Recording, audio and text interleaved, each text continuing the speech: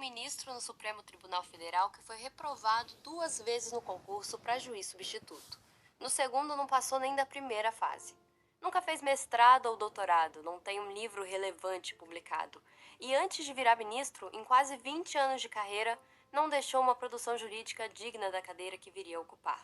Mesmo com esse currículo, esse sujeito já está no quadro da mais alta corte do país há quase 17 anos, num cargo que ele ocupará até 2042. Nessa condição, ele e a sua família passaram a figurar reportagens que estimam em valor de mercado um patrimônio imobiliário de mais de 26 milhões de reais.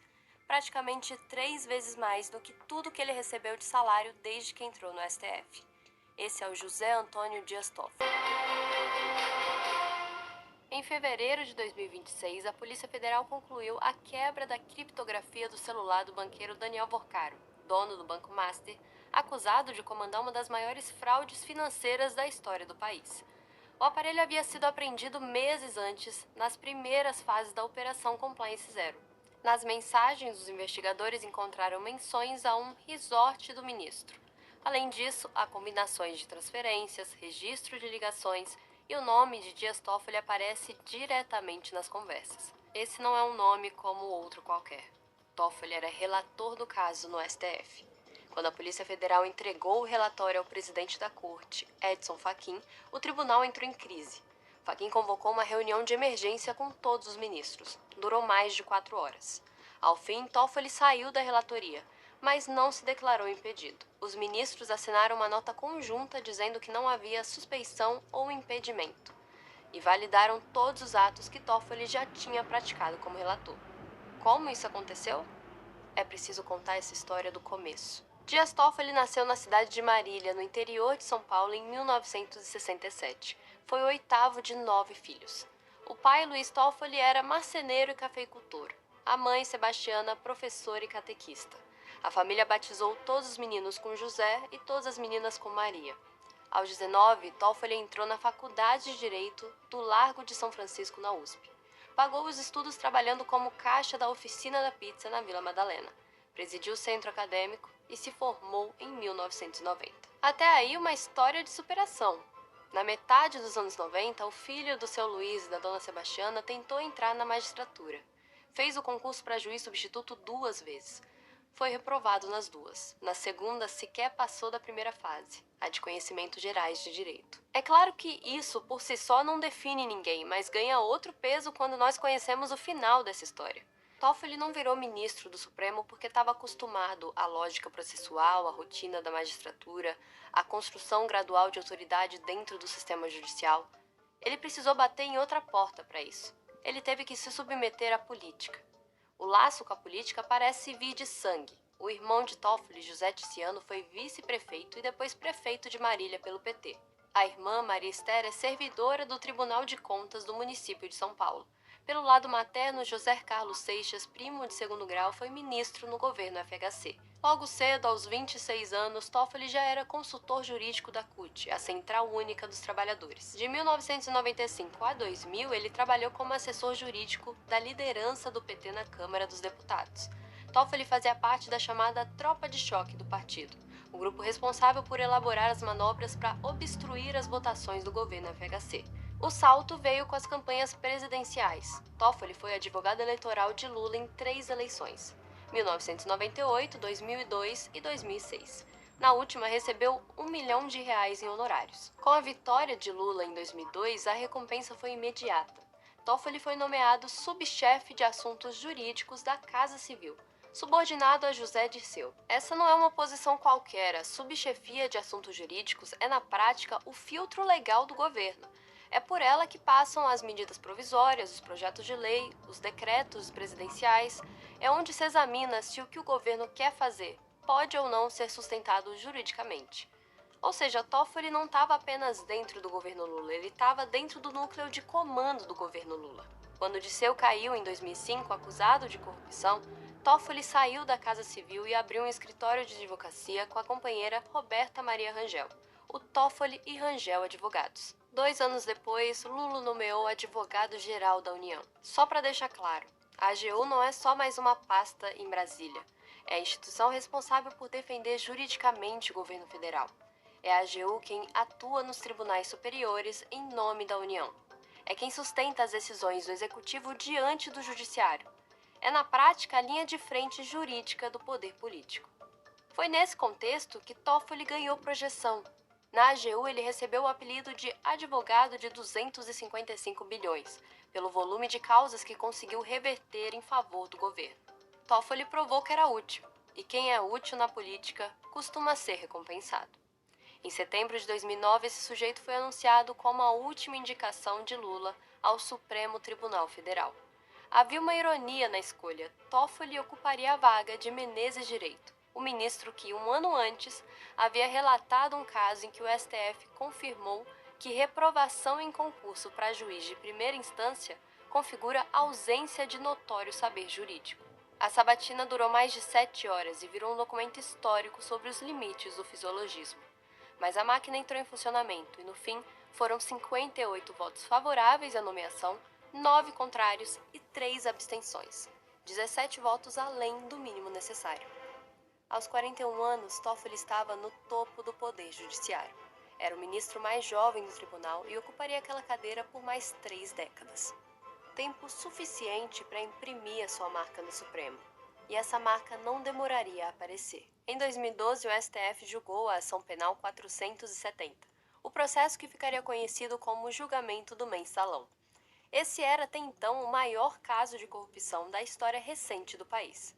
Mais do que isso, um julgamento que atingia diretamente personagens importantes do mesmo governo do qual Dias Toffoli havia participado. Toffoli votou pela absolvição de José Dirceu, o homem a quem era subordinado na Casa Civil. Argumentou que a única prova apresentada era o depoimento de Roberto Jefferson, um inimigo. Dirceu foi condenado pela maioria, mas anos depois, Toffoli derrubaria as restrições da Lava Jato impostas ao ex-chefe. Acredite, o padrão das decisões de Dias Toffoli ao longo dos anos não é ideológico, é relacional.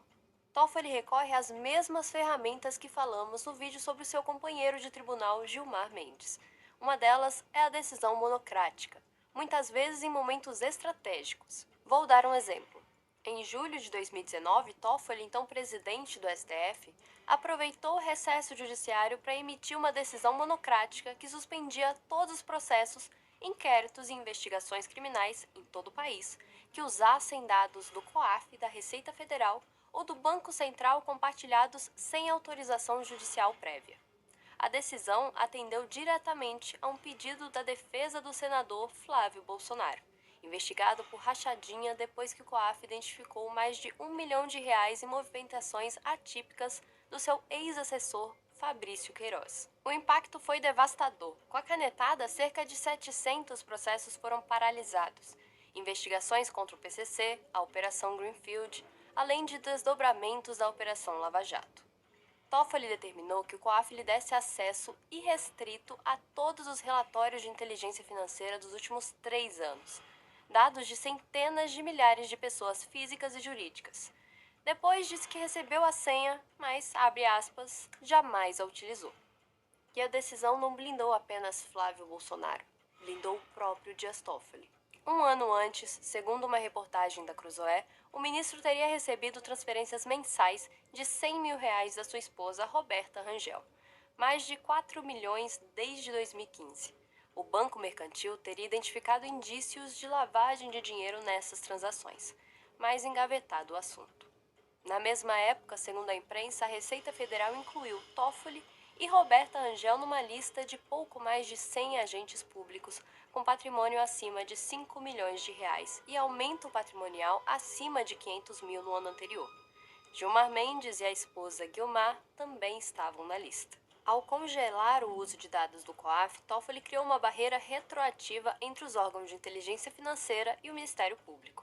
Afetou todas as investigações que dependiam desse fluxo, incluindo, potencialmente, qualquer apuração sobre os seus próprios dados financeiros. Em novembro de 2019, o plenário derrubou a liminar por 9-2. Toffoli votou contra a sua própria decisão. Pode parecer estranho, mas há um padrão presente ao longo de toda a sua trajetória no STF.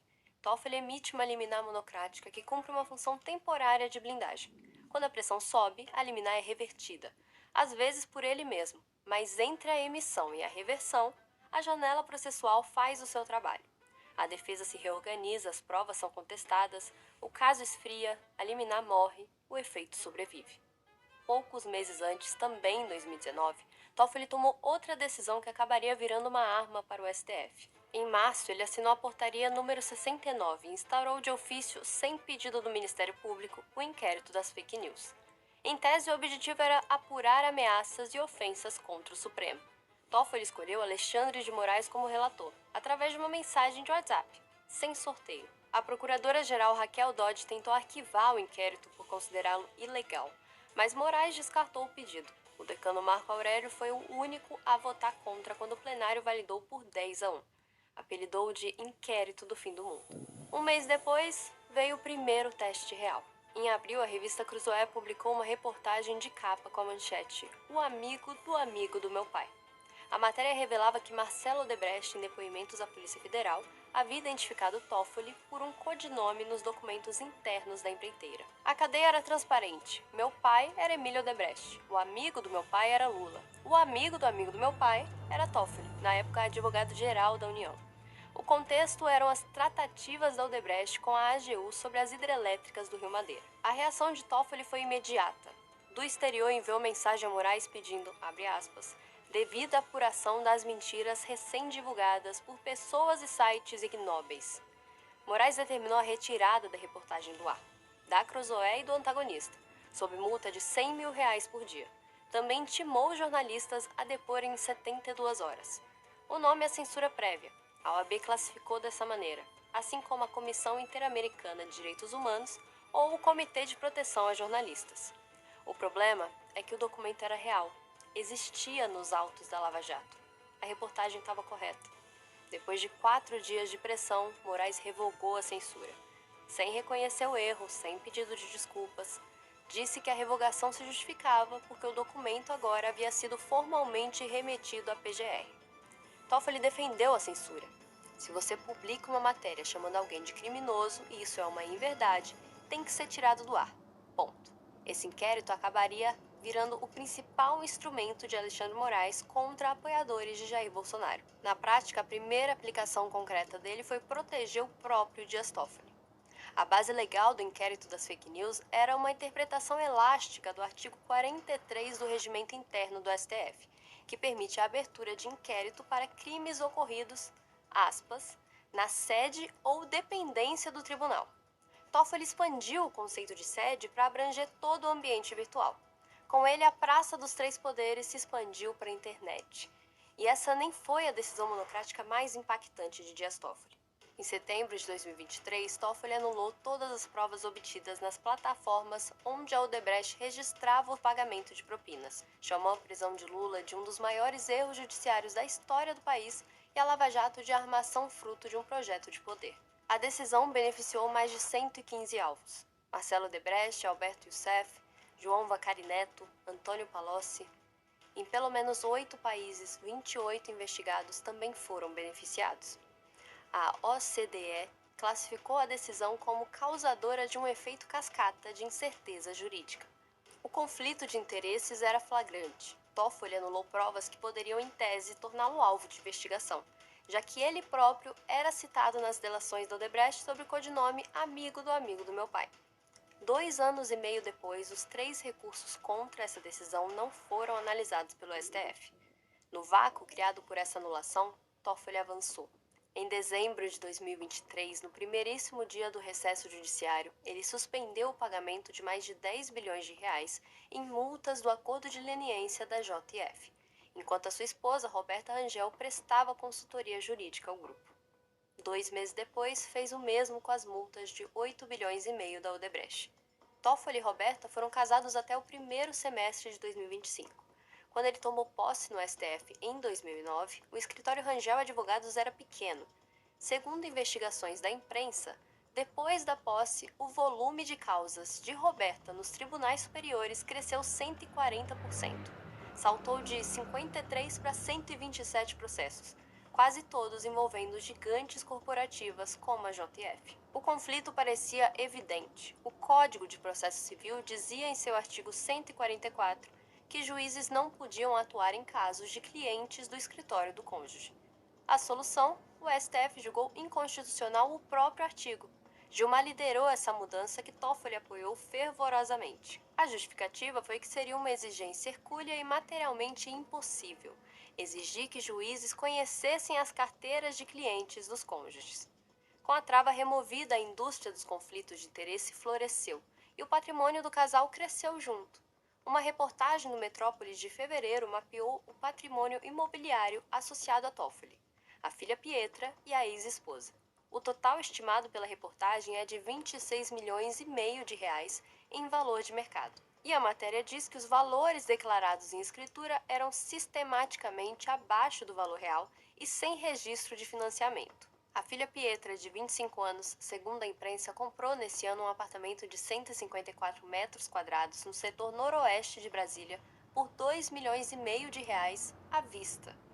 Toffoli transferiu para ela em 2023 uma casa de 451 metros quadrados com 2 andares e piscina no Lago Norte, comprada em 2006 por 700 mil reais, hoje avaliada em mais de 4 milhões. 2 imóveis menores comprados por Toffoli em 2022 e 2024 têm cláusulas de usufruto vitalício em favor de empregadas domésticas, um padrão jurídico para lá de incomum. O escritório de Roberta acumula um terreno de 1.875 metros quadrados com acesso ao Lago Paranoá, avaliado em 7 milhões de reais, e salas comerciais próximas aos tribunais superiores avaliadas em 4 milhões. O salário bruto de ministro é de cerca de 46 mil reais por mês. Em 16 anos de STF, a renda bruta total de Toffoli foi de aproximadamente 9 milhões, um terço do patrimônio estimado. Aliás, por falar nesses imóveis, Toffoli também aparece em delações, numa relação pouco republicana com pelo menos uma empreiteira. Léo Pinheiro, ex-presidente da OAS, relatou na sua delação premiada que o ministro do STF o procurou pessoalmente para resolver um problema estrutural na casa dele em Brasília, falhas de impermeabilização e infiltrações severas na residência no Lago Sul. Segundo a delação, Léo Pinheiro não indicou um mestre de obras. Enviou engenheiros da própria empreiteira à casa do ministro, que não apenas realizaram uma vistoria técnica, como mapearam o problema, indicaram uma empresa para executar a reforma e depois retornaram para uma auditoria final, garantindo que as infiltrações estivessem resolvidas. Toffoli disse que pagou tudo, que não pediu nada, mas o fato concreto é: o ministro do Supremo usou a infraestrutura técnica e gerencial do presidente de uma empreiteira condenado por corrupção, com bilhões em processo no tribunal para consertar a própria casa. O círculo se fechou anos depois. Em 2023 e 2024, Toffoli anulou todas as condenações de Léo Pinheiro na Lava Jato. Todas, usando a mesma tese genérica do conluio entre Moro e os procuradores. Ele estendeu a Pinheiro os mesmos benefícios que já tinha concedido a Lula e a Marcelo Odebrecht. No fim, o juiz que recebeu engenheiros da OAS na sua casa extinguiu as condenações do empreiteiro que dirigia a OAS. E esse nem de longe é o maior escândalo da vida de Toffoli. O caso que pode definir o futuro do ministro é outro. E ele começa numa pequena cidade no interior do Paraná chamada Ribeirão Claro. O Taiaiá Aqua Resort é um complexo de alto padrão às margens da represa de Chavantes, de áreas de R$ 1.200 a R$ 2.700. 6 piscinas, quadras, heliponto e, segundo reportagens, um cassino com 14 máquinas de videoloteria e mesas de blackjack. Jogo proibido no Brasil. Diz a imprensa que os funcionários do resort sempre tratam Toffoli como o dono do lugar. A estrutura formal do negócio estava nas mãos de 2 irmãos do ministro, através de uma empresa chamada Maride Participações, uma sociedade anônima com capital social declarado de R$ 150, sediada numa casa simples em Marília, no endereço do irmão José Eugênio. Um dos irmãos envolvidos é um padre. A atuação dele como sócio de um resort com suposto cassino clandestino gerou mal-estar na diocese. Pegou tão mal que o padre Toffoli fez um afastamento estratégico descrito eufemisticamente como um descanso espiritual. Toffoli só admitiu publicamente ser sócio da Maridit em fevereiro. Até então, seu nome não constava no quadro societário da junta comercial, e ele declarava que o salário do STF era sua única fonte de renda. Segundo a imprensa, o ministro estaria por trás do resort há 20 anos, desde a idealização do projeto. E para manter o anonimato, a diretoria do Taiaiá teria instituído medidas draconianas, incluindo a proibição de fotografias em reuniões e eventos com sócios. Nenhum registro visual que pudesse ligar o ministro ao negócio estava autorizado. Segundo a imprensa, desde dezembro de 2022, Toffoli passou pelo menos 168 dias no resort. Em média, 1 a cada 7 dias. Em julho do ano passado, ficou 28 dias consecutivos. No fim de 2025, teria fechado o resort inteiro para uma festa privada, com um grupo de samba e a presença do ex-jogador Ronaldo Fenômeno. No dia 30 de dezembro, conduziu depoimentos do caso Master por videoconferência de dentro do resort. A segurança durante essas estadias foi bancada com dinheiro público. Servidores do TRT-2 de São Paulo se deslocavam a Ribeirão Claro para escoltar o ministro no seu próprio resort. Foram quase 600 diárias, com 25 servidores envolvidos. O custo ao pagar R$ 1.000. A cidade de Ribeirão Claro deu a Toffoli o título de cidadão honorário. O Fórum Eleitoral local foi batizado Fórum Eleitoral Luiz Toffoli, em homenagem ao pai do ministro, inaugurado com a presença de Dias Toffoli, que recorreu a uma aeronave da FAB para chegar à cidade. Essa história é bem pior do que parece. Segundo o relatório da Polícia Federal, em dezembro de 2020, a Marizit adquiriu 33, vendeu metade dessa participação por pouco mais de 3 milhões de reais a um fundo chamado Arlim. Acontece que esse fundo era administrado pela REAG Investimentos, investigada na Operação Carbono Oculto por suposta lavagem de dinheiro do PCC. O único cotista do Arlim era outro fundo, o Fundo Leal. E o único cotista do Leal, conforme os dados da operação, era um sujeito chamado Fabiano Zetel, pastor, empresário e cunhado de Daniel Boccaro, o dono do Banco Master. Segundo a COAF, Zetel transferiu 25 milhões de reais ao Fundo Leal, e Arlim, por sua vez, investiu mais de 20 milhões no resort e nas empresas associadas. Ou seja, de acordo com a investigação, dinheiro que saiu da órbita do Banco Master chegou por 3 camadas de fundos ao resort da família de um ministro do STF. E não só o Master. Depois que a Marizit vendeu a sua participação, adivinha só quem comprou o que restava? Em fevereiro de 2025, Paulo Humberto Barbosa, advogado que prestava serviços à JF, pagou 3,5 milhões pelo pedaço. Segundo reportagens, empresas ligadas ao entorno da JF teriam investido quase 26 milhões na holding que controla o resort. Tudo isso aconteceu no ano seguinte à decisão de Toffoli de suspender a multa bilionária da JF. Mesmo após a venda, Toffoli continuou frequentando Taiaiá, por no mínimo 58 dias desde abril de 2025. E o que aconteceu quando a relatoria da investigação do Banco Master subiu ao Supremo em novembro do ano passado? Caiu nas mãos de Dias Toffoli. Aliás, em 2025, a ANAC registrou 10 entradas do ministro no Terminal Executivo de Brasília, metade em aeronaves ligadas, segundo as apurações, a parceiros de Daniel Boccaro. No dia 28 de novembro, mesmo dia que foi sorteado o relator do caso Master, Toffoli embarcou no jatinho do empresário Luiz Oswaldo Pastore, rumo a Lima, no Peru, para assistir à final da Libertadores. Na aeronave, entre os 15 passageiros, estava Augusto de Arruda Botelho, advogado de Luiz Antônio Bull, ex-diretor do Banco Master, preso na operação. Dias depois, Toffoli impôs sigilo máximo ao processo. Os eventos internacionais patrocinados por Boccaro são um capítulo à parte. Em abril de 2024, em Londres, Boccaro gastou quase 39 milhões de reais para bancar o primeiro Fórum Jurídico Brasil de Ideias. Toffoli participou do evento junto com Gilmar Mendes, Alexandre de Moraes, o Procurador-Geral da República Paulo Gonet e o Diretor-Geral da PF Andrei Rodrigues. Num clube privado chamado George Club, longe da imprensa, Boccaro ofereceu uma degustação privada de whisky Macallan para cerca de 40 autoridades. A conta dessa brincadeira foi de 640 mil dólares, 3 milhões e 200 mil reais. Estavam na sala o relator da investigação no STF, o chefe da Polícia Federal e o Procurador-Geral da República, todos bebendo, confraternizando e recebendo presentes do homem que deveriam estar investigando. Boccaro se gabou a namorada numa mensagem interceptada pela PF. Eu sou muito louco. Essa realidade, todos os ministros do Brasil, do STF, do STJ, etc., e euzinho discursando. Mas o capítulo Boccaro não é o primeiro em que o nome de Toffoli aparece na boca de um transgressor. O ex-governador do Rio, Sérgio Cabral, criminoso confesso, afirmou em delação premiada perante a Polícia Federal que teria pagado 3 milhões de reais a Toffoli para que ele alterasse o próprio voto no TSE e revertesse a cassação do prefeito de Volta Redonda, Antônio Francisco Neto. Em abril de 2015, Toffoli votou contra o prefeito.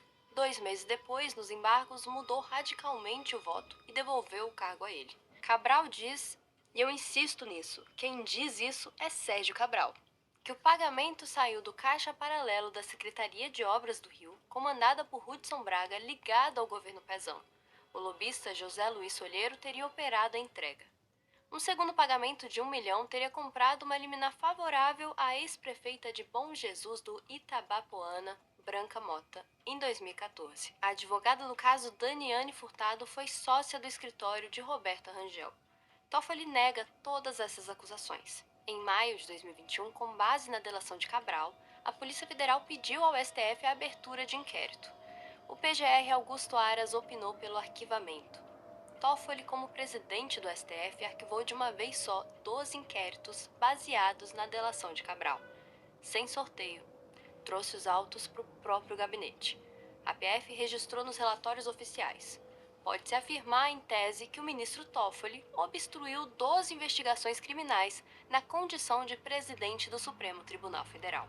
Os inquéritos arquivados, segundo a PF, protegiam não apenas Toffoli, mas o senador Aécio Neves, desembargadores federais e ministros do Tribunal de Contas da União. Quando o caso chegou à segunda turma, o tribunal formou maioria para anular a delação inteira de Cabral, com o voto do próprio Dias Toffoli. O investigado votou pela anulação da investigação que o investigava. Esse é o ponto do vídeo em que você se pergunta: e ninguém faz nada? Mais ou menos. Toffoli acumula 25 pedidos de impeachment no Senado, mas nenhum avançou. A decisão cabe a Davi Alcolumbre, que nunca deu seguimento. Há pouco tempo, o senador Alessandro Vieira apresentou o relatório final da CPI do crime organizado. Ele pediu um indiciamento por crimes de responsabilidade de Toffoli, Alexandre de Moraes, Gilmar Mendes e do PGR Paulo Gonet. Os fundamentos contra Toffoli contam histórias muito parecidas com as que nós acabamos de visitar. A relação financeira entre a Maridit e o Fundo Arlim, controlada por Zetel, a viagem no jatinho com o advogado de um ex-diretor do Master, a não declaração de suspeição como relator. O relatório foi rejeitado por 6 votos a 4, mas não foi uma derrota em campo aberto. Horas antes da votação, a composição da CPI foi alterada. 2 dos 11 titulares foram trocados, ambos favoráveis ao relatório, ambos substituídos por senadores de base do governo. Sérgio Moro, um dos mais duros contra o Supremo, saiu e entrou Beto Faro, do PT. Marcos Duval, que também apoiaria o relatório, foi substituído por Tereza Leitão, também do PT. 2 votos prováveis a favor viraram 2 votos contra. Foi assim que o relatório foi rejeitado. Antes disso, a CPI tinha tentado fazer o trabalho. Aprovou a quebra de sigilo da Maridit e do Fundo Arlim, só que em menos de 24 horas, Gilmar Mendes anulou tudo monocraticamente. Quando a CPI tentou a quebra de sigilo do Arlim, Gilmar determinou que os dados já recebidos fossem, aspas, inutilizados e destruídos. Ameaçou responsabilização penal a quem ousasse manusear as provas. Fachin rejeitou o recurso da CPI. A PGR, sob Paulo Gonet, nomeado por Lula por influência de Gilmar e Moraes, recusou sistematicamente os pedidos de investigação contra Toffoli. Pouco antes da rejeição do relatório, Toffoli subiu ao púlpito da segunda turma do STF e reagiu. Classificou o relatório de aventureiro, uma excrescência de caráter antidemocrático. Disse que foi feito com um nítido sentido de obter votos e foi além. Afirmou que a Justiça Eleitoral irá atuar para punir e cassar os mandatos dos senadores que abusam do seu poder para obter votos num proselitismo eleitoral. Pare e pense. Um ministro do Supremo, do púlpito da mais alta corte do país, ameaça cassar o mandato de um senador porque esse senador pediu o impeachment dele. Um procedimento previsto na Constituição, na Lei de Crimes de Responsabilidade de 1950, um ato parlamentar absolutamente legítimo. Quando pedir impeachment passa a ser motivo de cassação, nós não estamos mais num sistema de freios e contrapesos. Nós estamos num sistema em que o freio ameaça destruir quem tenta acioná-lo. Com tudo isso, quanto custou ao país a passagem de Toffoli pelo STF? O resort no Paraná, o padre sócio de cassino, os fundos do cunhado do banqueiro, os jatos de Vorcaro, o uísque de 3 milhões, a esposa no escritório certo, com os clientes certos, a filha de 25 anos comprando apartamento de 2,5 milhões à vista, os engenheiros da OAS consertando o telhado do juiz que depois anulou todas as condenações do empreiteiro. E tudo isso mascarado pela linguagem do garantismo, da proteção de direitos, da defesa da ordem constitucional. Agora analise a sua vida, a nossa vida. Você declara imposto todo ano. Justifica cada depósito acima de R$ 30.000. Se atrasa o IPVA, o carro é apreendido. Se recebe Pix muito alto no mês, a Receita quer saber de onde veio. Se você dirige sem cinto, a multa chega em casa antes da conta de luz. E Toffoli? Toffoli anulou as provas que o citavam, suspendeu sozinho 10 bilhões em multas de clientes da própria esposa. Fechou um resort inteiro para uma festa privada e conduziu de dentro dele, por videoconferência, o caso do banqueiro cujo cunhado aparece, segundo a PF, nos fundos que investem nesse mesmo resort. Você paga imposto para sustentar esse sujeito. Continuará pagando, porque Toffoli fica no cargo até 2042. Faltam ainda 16 anos.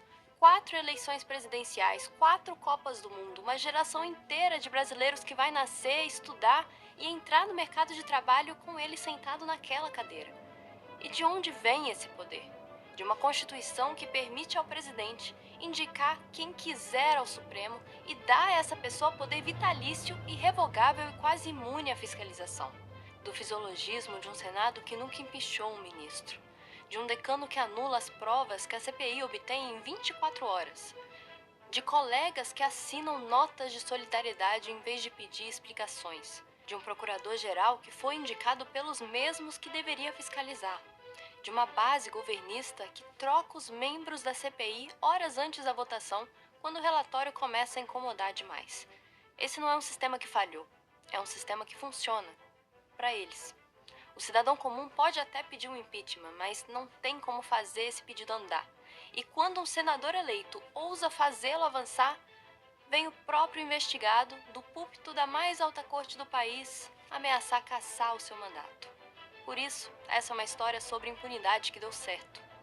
O homem que não conseguiu ser juiz substituto, no fim substituiu na justiça a própria ideia da justiça.